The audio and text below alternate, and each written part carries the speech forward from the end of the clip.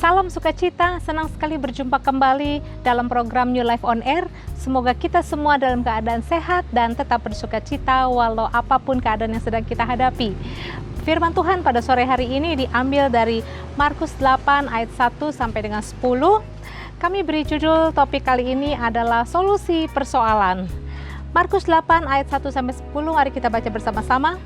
Pada waktu itu ada pula orang banyak di situ yang besar jumlahnya, dan karena mereka tidak mempunyai makanan, Yesus memanggil murid-muridnya dan berkata, "Hatiku tergerak oleh belas kasihan kepada orang banyak ini. Sudah 3 hari mereka mengikuti aku dan mereka tidak mempunyai makanan. Dan jika mereka kusuruh pulang ke rumahnya dengan lapar, mereka akan rebah di jalan, sebab ada yang datang dari jauh." Murid-muridnya menjawab, "Bagaimana di tempat yang sunyi ini orang dapat memberi mereka roti sampai kenyang?" Yesus bertanya kepada mereka, "Berapa roti ada padamu?" Jawab mereka, 7. Lalu ia menyuruh orang banyak itu duduk di tanah. Sesudah itu ia mengambil ke-7 roti itu, mengucap syukur, memecah-mecahkannya dan memberikannya kepada murid-muridnya untuk dibagi-bagikan, dan mereka memberikannya kepada orang banyak.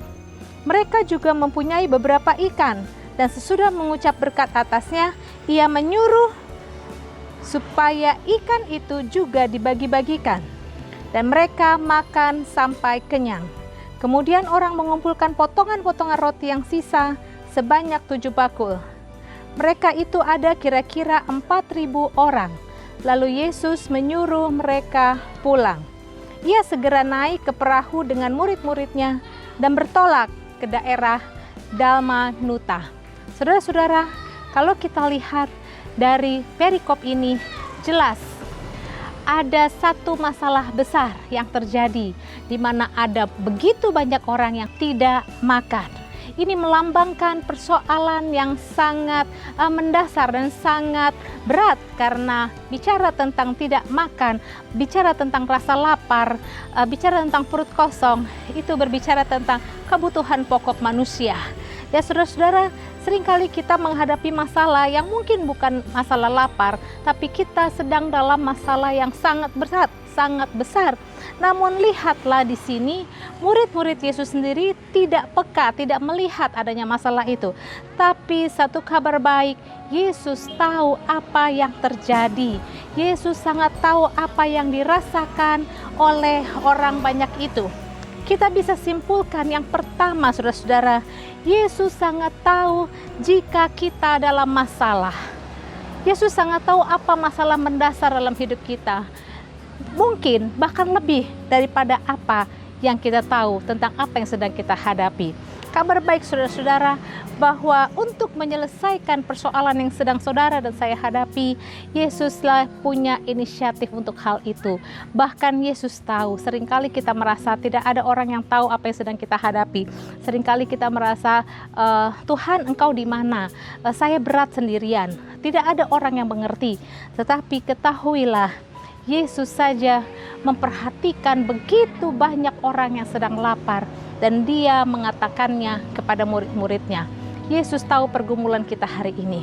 Ingat saudara, walaupun tidak ada orang lain yang tahu, Yesus tahu jika kita dalam masalah. Dan kebenaran yang kedua dari firman Tuhan ini adalah, ketika ada persoalan, seringkali secara manusia kita mau menyerah, kita mau mundur. Lihat apa yang terjadi dengan murid-murid. Apa respon dari murid-murid? Mereka yang sudah sekian lama bersama-sama dengan Yesus. Mereka menjawab Yesus, "Bagaimana mungkin? Bagaimana di tempat yang sunyi ini orang memberi mereka roti sampai kenyang?"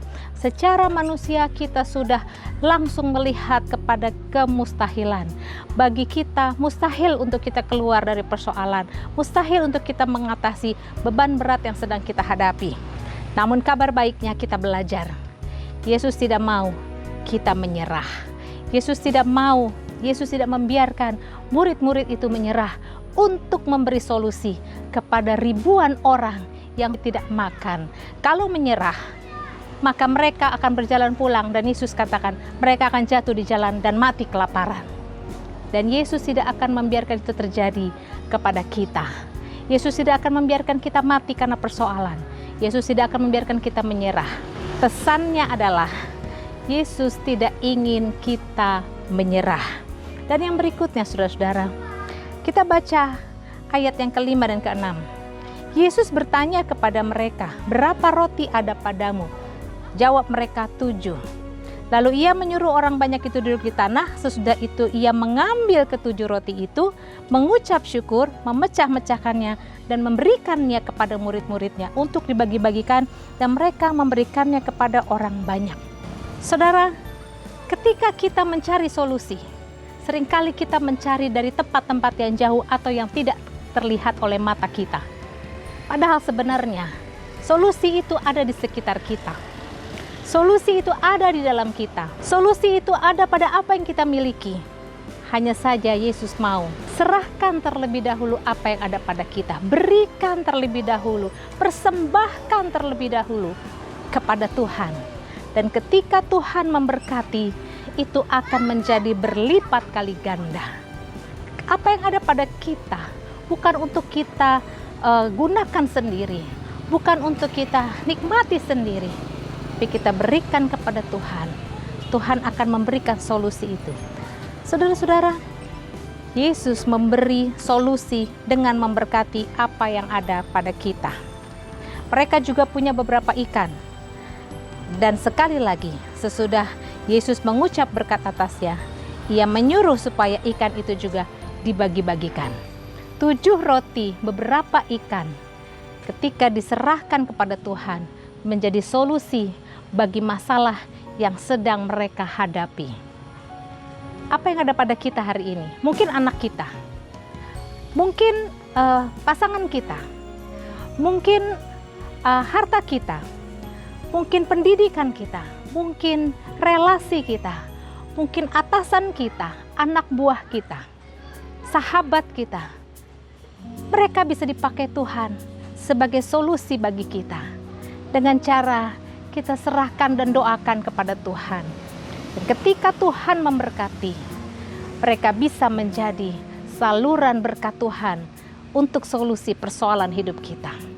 Bahkan manusia mungkin merasa kalau ada orang yang contohnya sekedar hanya ikut hidup, orang yang kurang mampu, orang yang terbelakang, diberikan nafkah dari hidupnya, ikut hidup, tetapi kemudian tahukah di balik semuanya itu ada makna rohani? Ternyata berkat Tuhan datang berlimpah-limpah, terpelihara kehidupan seseorang karena menolong orang yang ikut hidup bersama dengan dirinya. Nah, saudara-saudara, banyak makna rohani sebenarnya yang ada di sekitar kita. Sekarang, apa yang ada pada kita, persembahkan kepada Tuhan. Seringkali kita mencari jalan keluar, namun sebenarnya jalan keluar itu ada di dalam rumah kita sendiri, ada di dalam keluarga kita sendiri, ada dalam gereja kita, ada di dalam melalui gembala sidang, di dalam jemaat. Hanya kita serahkan pada Tuhan. Ketika Tuhan memberkati, Tuhan bisa menjadikan apa yang diserahkan kepada Tuhan, yang sudah diberkati Tuhan, untuk memberi solusi kepada kita. Kiranya Roh Kudus menolong kita memahami, menerima, mengalami firman Tuhan ini dalam hidup kita. Tuhan Yesus memberkati. Amin.